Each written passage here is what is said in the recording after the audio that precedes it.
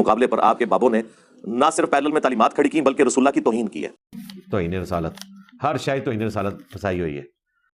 اگر کوئی غیر مسلم توہین رسالت کرتا ہے تو اس کے بارے میں کیا حکم ہے؟ کیا اسٹیٹ اس کو پھانسی دے گی یا کچھ اور ہوگا؟ یہ اگر تو پرائم منسٹر کی پرچی ہوتی تو میں اس کو سمجھاتا، عام بندے کا ایسے لینا دینا نہیں، چپ کر کے اپنا نماز روزہ کرو، سائڈ پہ ہو۔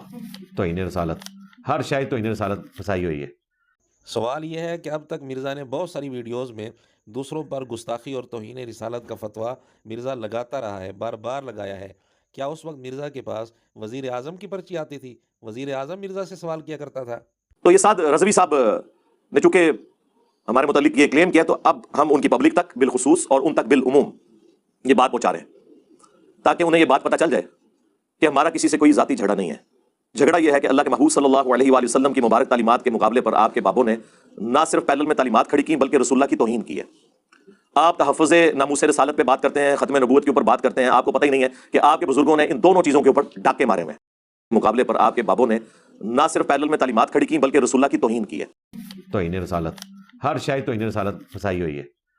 سارا توحید کا جو یہاں پہ آپ کو جنازہ نکلتا ہوا نظر آ رہا ہے تو اس میں پورا حصہ وہابیوں اور دیوبندیوں نے ڈالا ہے۔ توحید کے نام کے اوپر انہوں نے توہین رسالت کی ہے ان کے بزرگوں نے، وہ ہم مانتے ہیں، اس میں کوئی شک نہیں ہے۔ توہین رسالت، ہر شے توہین رسالت پھنسائی ہوئی ہے۔ میں 31 سال بریلوی رہا ہوں، اس وقت میں دیوبندیوں کو گستاخ رسول سمجھتا تھا، جب مجھے پتا چلا بریلوی بھی گستاخ رسول ہے تو میں اس سے بھی پیچھے ہٹ گیا۔ توہین رسالت، ہر شے توہین رسالت پھنسائی ہوئی ہے۔ لیکن یہ یاد رکھیے گا، جو لوگ یہ کہتے ہیں نا کہ سلام کے بغیر درود شریف ناقص ہے، وہ گستاخ رسول ہیں۔ توہین رسالت، ہر شے توہین رسالت پھنسائی ہوئی ہے۔ ہم نے یہ دونوں کام نہیں کیے، ہم نے تیسری بات کر دیا ہے کہ بالکل وہ بھی گستاخ تھے اور آپ کے بزرگ بھی گستاخ ہیں، یہ دیکھ لو۔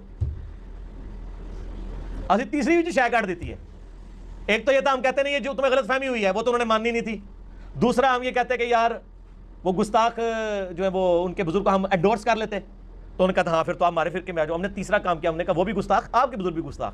مسئلہ 71B دیکھ لیں۔ توہین رسالت، ہر شے توہین رسالت پھنسائی ہوئی ہے۔ بہرحال یہ چند نمونے ہم نے آپ کے سامنے پیش کیے ہیں۔ مرزا نے بہت ساری ویڈیوز میں دیوبندی، بریلوی، وہابی سب کو گستاخ کہا، توہین رسالت کا مرتکب کہا، پتہ نہیں کیا کیا فتوے لگائے۔